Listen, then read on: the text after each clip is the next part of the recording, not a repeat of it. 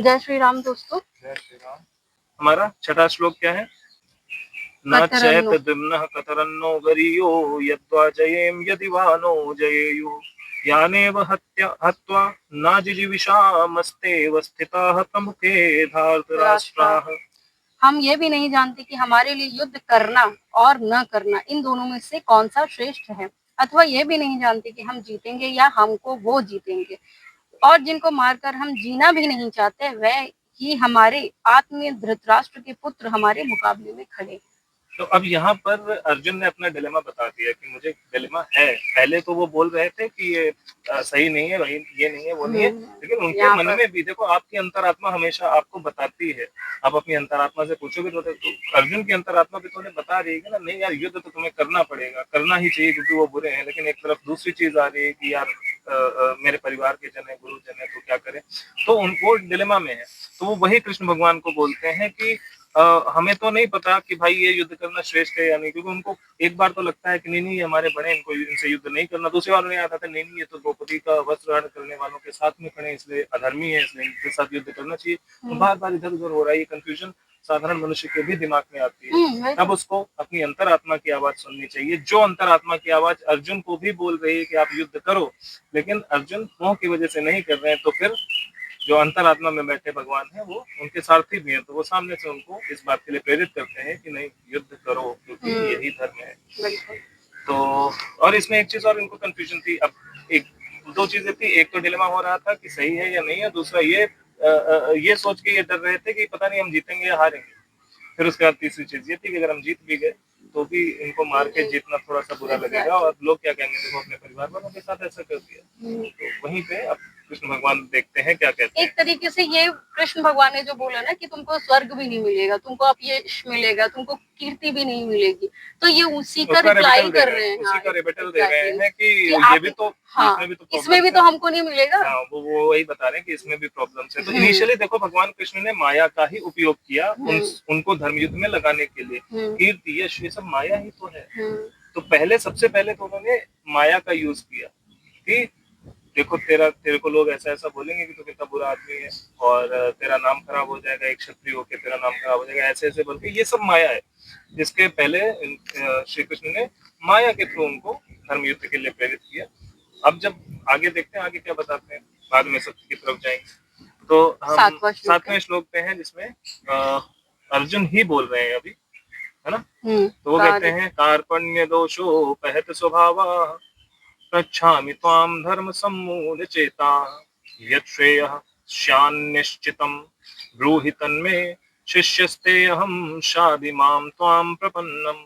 इसीलिए कायरता रूप दोष से उपहत हुआ स्वभाव वाला और धर्म के विषय में मोह चित्त हुआ मैं आपसे पूछता हूँ कि जो साधन निश्चित कल्याणकारक हो वह मेरे लिए कहिए, क्योंकि मैं आपका शिष्य हूँ, इसीलिए आपके शरण हुए मुझको शिक्षा दीजिए। अब इस श्लोक में ना बहुत सारी अच्छी बातें कही गई हैं कि एक अर्जुन को भी ये पता है कि मैं कंफ्यूजन में हूँ, मैं कुछ दोष में हूँ, या लेकिन वो डिसीजन मेकिंग नहीं हो रही। लेकिन उनको भी पता है क्या सही है क्या गलत है, बट वो डिसीजन मेकिंग नहीं कर पा रहे। इसलिए श्री कृष्ण से बोलते हैं कि आप मेरा मार्गदर्शन कीजिए, आप बताइए कि मुझे क्या करना चाहिए। और दूसरी चीज, श्री कृष्ण अर्जुन के सखा कहा जाता है ना, उनके परिवार के सदस्य थे।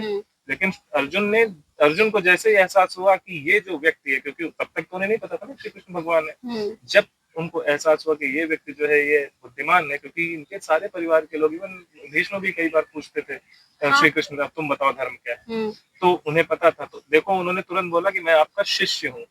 तो जो गुरु शिष्य वाली बात होती है ना कि गुरु एक बना लिया वही हमेशा रहेगा, ऐसा नहीं होता। गुरु सिर्फ वही होता है जो आपको धर्म का ज्ञान दे सके, और जहां जहां आपको धर्म का ज्ञान देने वाला मिले वही गुरु है, क्योंकि वो जो मूर्त रूप है, जो शरीर है, वो गुरु नहीं है, उसके अंदर से जो ईश्वर बोल रहा है वो गुरु है, राइट। तो उन्होंने वो बात वहां पे उनको, देखो यहाँ पे ये हमें सीखने को मिलता है कि हम ऐसे नहीं कि हमने ढूंढना है कि मोहल्ले वाले, गांव वाले, दुनिया वाले किसको बोलते हैं कि बहुत महान संत है, उसी को गुरु बनाएंगे। और आप धर्म कौन सिखा रहा है वो गुरु है। और जहां जहां आपको ऐसा लगे कि धर्म सिखाने वाला मिल रहा है, आपकी अंतरात्मा भी आपको बताती है, उनसे सीखते जाइए। और उन गुरु का जो शरीर है उनको गुरु मत मानिए, वो गुरु शरीर नहीं है, चेतना है, जो ईश्वरीय चेतना है, जो उनके अंदर से आपको धर्म का ज्ञान दे रही है, वो गुरु है। तो उस गुरु पे फोकस कीजिए।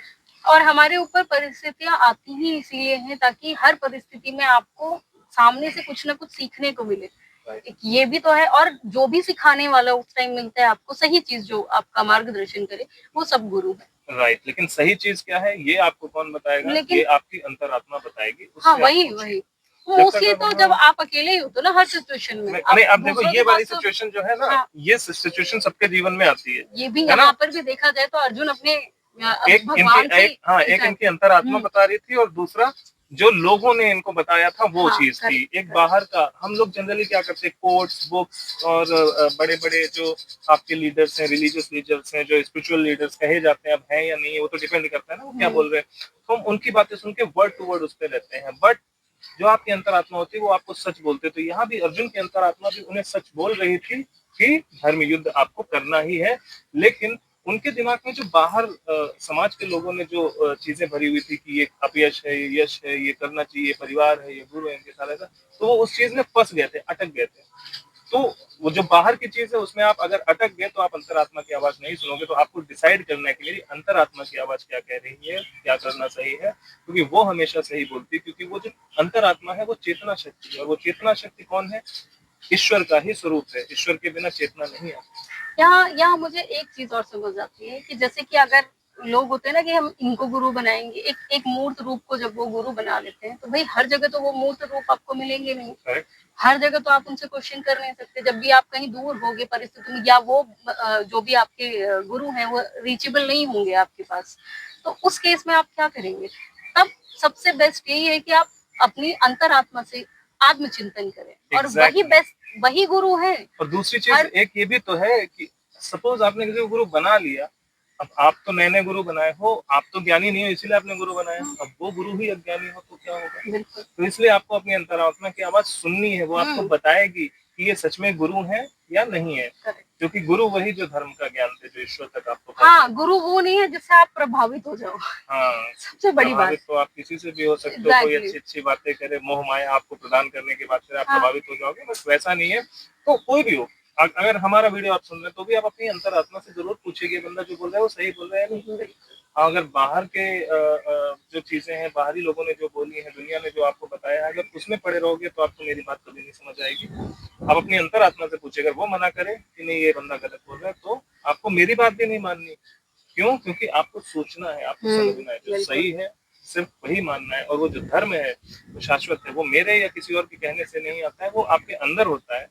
हम लोग तो बस माध्यम है जो भगवान द्वारा बनाए गए हैं कि उस चीज को जागृत किया जाए। आगे हम अगले उस पे जाते हैं, श्लोक नंबर 8। तो अर्जुन आगे कहते हैं, ना ही प्रपश्यामि ममापनुद्यात् यच्छेकमुक्षो क्षणमिन्द्रियाणाम्